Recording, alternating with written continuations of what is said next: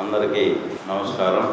జగన్మోహన్ రెడ్డి గారు కందుకూరు రావడం జరిగింది. ఎన్నికల ప్రచారంలో భాగంగా ఒక దంపుడు ఉపన్యాసం చెప్పి ఈ కందుకూరు నియోజకవర్గ ప్రజలకు రాబోయే 5 సంవత్సరాల్లో ఏం చేయబోతున్నాం, ఈ 5 సంవత్సరాల్లో ఏమేమి డెవలప్మెంట్ చేసామో చెప్పని చేత కాకుండా తెలుగుదేశం మేనిఫెస్టోను అలాగే ఏవైతే సంక్షేమ కార్యక్రమాలు ఈ దేశంలో జగన్మోహన్ రెడ్డి గారు ఒకరే ఇస్తున్నట్టుగా ఇంకెవరు ఏ రాష్ట్రంలో ఇవ్వనట్టుగా నిన్న చేసిన ప్రసంగం మీరందరూ కూడా చూశారు. 2022 జూలై 20వ తారీఖున కందుకూరు రామాయపట్నం పోర్టు శంకుస్థాపన కార్యక్రమం రావడం, ఆ రోజు జగన్మోహన్ రెడ్డి గారు ఏవైతే హామీలు ఇచ్చాడో రాళ్లపాడు ఎడమ కాలువ, కందుకూరు ఉత్తర బైపాస్, అలాగే మున్సిపాలిటీ డెవలప్మెంట్కి నిధులు, అలాగే క్లరేడు గ్రామంలో గవర్నమెంట్ హాస్పిటల్,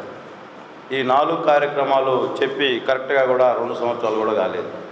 వాటిని ఏం చేశారు ఈ కందుకూరు నియోజకవర్గ ప్రజల తరఫున నేను అడుగుతా ఉన్నా ఈ జగన్మోహన్ రెడ్డి గారిని. సంపూర్ణ మద్యపాన నిషేధం, సిపిఎస్ రద్దు, అలాగే ప్రతి ఏటా జాబ్ క్యాలెండర్, 45 సంవత్సరాలకి పెన్షన్, అలాగే అద్భుతమైన రాజధాని, అలాగే పోలవరం కంప్లీట్ 1 ఇయర్లో కంప్లీట్ చేయడం, అలాగే పెళ్లి కానుక దుల్హన్ పథకం మీరందరికీ ₹1,00,000 ఇస్తానని కూడా అబద్ధ ప్రచారాలు చేశాడు. 3,000 రూపాయలు అవ్వాతాతలకు ముద్దులు పెట్టి 3,000 రూపాయలు పెన్షన్ ఇస్తానని చెప్పి సంవత్సరానికి 250 పెంచి చివరికి ముసలి అవ్వాతాతలను కూడా మోసం చేసిన వ్యక్తి ఈ జగన్మోహన్ రెడ్డి గారు. అదేవిధంగా కందుకూరు మీ అందరికీ కూడా తీవ్ర అన్యాయం చేసిన వ్యక్తుల్లో జగన్మోహన్ రెడ్డి గారు. ఇక్కడ ఉండే స్థానిక వైసీపీ అభ్యర్థి బుర్రా మధుసూదన్ గారు, అలాగే ఎంపీ అభ్యర్థి విజయసాయిరెడ్డి గారు మొన్న ప్రెస్ మీట్లో 2026లో డీలిమిటేషన్ కార్యక్రమంలో మళ్ళా ప్రకాశం జిల్లాలో కలుపుతామని చెప్పి మళ్ళా అబద్ధాలు. నిన్న మీ ముఖ్యమంత్రి గారు ఎందుకు చెప్పలేదు ఆ విషయమైనా కూడా తిరిగి నెల్లూరు జిల్లాలో ఉన్న కందుకూరు నియోజకవర్గాన్ని 6 నెలలలోపు ప్రకాశం జిల్లాలో కలుపుతామని హామీ ఇవ్వడం జరిగింది. ఆర్టీఓ ఆఫీసు పోతే కడుపు మండిపోయే పరిస్థితి. చంద్రబాబు నాయుడు గారు అయితే ఈ ప్రాంతాన్ని డెవలప్ చేస్తాడని ఒక నమ్మకంతో 33,000 ఎకరాలు రాజధానికి ఇస్తే ఆ రాజధాని ఏ విధంగా చేశాడో మనందరం కూడా చూసాం. టీచర్స్ రోడ్డు మీదకి వచ్చారు, ఆశా వర్కర్స్ రోడ్డు మీదకి వచ్చారు, అన్ని జగనన్న కాలనీలు, జగనన్న లేఅవుట్లు ఎక్కడేశారో మనందరం కూడా చూసాం. ఏడో వాగుల్లో వంకల్లో ఊరి చివరన 1 సెంట్ పట్టాలిచ్చి కనీసం ఆ ఇంట్లోకి పోతే కట్టుకున్న సోదరుడు కూడా కనీసం బెడ్ కూడా జరిగిన పరిస్థితి. అన్నా క్యాంటీన్, పేదవాడు 5 రూపాయలకు భోజనం అంటే మన టౌన్లోకి వచ్చి పనిచేసుకునే వాళ్ళందరూ కూడా అన్నా క్యాంటీన్కి పోయి ఏ విధంగా భోజనాలు చేశారో మనందరం. అటువంటి పేదవాడు తినే అన్నం కూడా వాళ్ళ నోటి దగ్గర అన్నం కూడా తీసేసిన నాయకులు ఈ జగన్మోహన్ రెడ్డి గారు. ఎంతసేపటికి నేను బటన్ నొక్కాను. ఇంతకుముందు నేను అడుగుతా ఉన్న ఈ సందర్భంగా ఈ రాష్ట్రంలో ఎస్సీ సోదరులకి పీజీ విద్యని దూరం చేసి ఎస్సీ సోదరులను ఏ విధంగా 27 పథకాలతో ఉన్న ఎస్సీ మొత్తం ఆ స్కీమ్స్ మొత్తం నిర్వీర్యం చేసిన వ్యక్తులు ఎవరన్నా ఉన్నారంటే ఈ జగన్మోహన్ రెడ్డి గారు.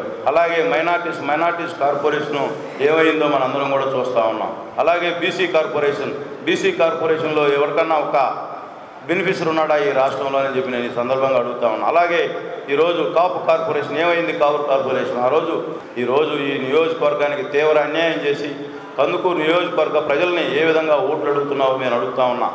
జూపూడి ప్రభాకర్ రావు గారేమో మాకు సంబంధం లేదు, ఆఫీసర్లు చేశారని చెబుతారు. విజయ్ కుమార్ గారు కలెక్టర్ గారు క్లియర్గా కందుకూరు వచ్చినప్పుడు మేము మ్యాక్సిమం ట్రై చేసాం, మాకు పొలిటికల్ ప్రెజర్తో మేము ఏం చేయలేకపోయామని చెప్పి అంటే మీ ద్వంద్వ వైఖరి ప్రజలకు అందరూ కూడా గమనిస్తూ ఉన్నారు. నేను మొన్న మన వైఎస్ఆర్సీపీ అభ్యర్థి నాన్ లోకల్ గురించి మాట్లాడుతూ ఉన్నాను.